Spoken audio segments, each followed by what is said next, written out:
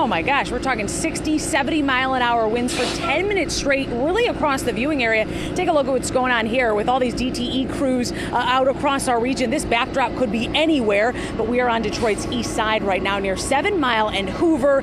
Several down lines. You can see a lot of crews working to restore power for these folks. Now, DTE tells me they've got 12,000 line people out right now, another 1,000 contractors, and we also nailed them down to figure out what your forecast is for getting the power back on. The winds were between 60 and 70 miles for 10 minutes straight, so the damage is pretty consistent across the service territory right now. Fast but ferocious. The storm stayed right in the center part of the state as it came across the entire state. As of Tuesday evening, 260,000 of DTE's customers without power. Their first job, identify and secure those down lines. We will get all the wires secure, but we need a little bit more time to do it. So public safety is the single most important message. Then get the lights back on. By Thursday night, DTE says 80% of folks expected to be restored, and by Friday, the rest.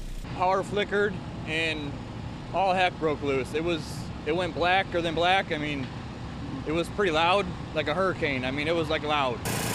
One of those without power, Doug Ledbetter. You can hear his generator going during our interview. Holy crap. He was at his home with his family in Richmond when this storm ripped through. I heard over the TV after the TV went out, and it was like a freight train, like a gravel hauler was coming through my front yard. There's like 6 big trees down right there, poles snapped, it's just a sheer mess over there. 30 years cutting trees in this town. He's seen nothing like this. We just took one off the Mattress King over here. I've never seen a roof like that caved in. Hundreds of thousands of dollars in damage to that business and so much more cleanup to be done.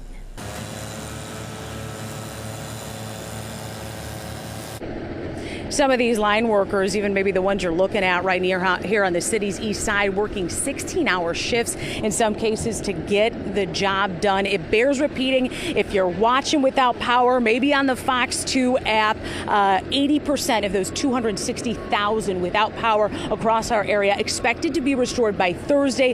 That remaining 20% by Friday. The DTE, of course, asking folks to be patient. Reporting on Detroit's east side, Jessica Dupnack, Fox 2 News. And Jessica, because the outages are so widespread, how are they going to determine who gets to get back online first?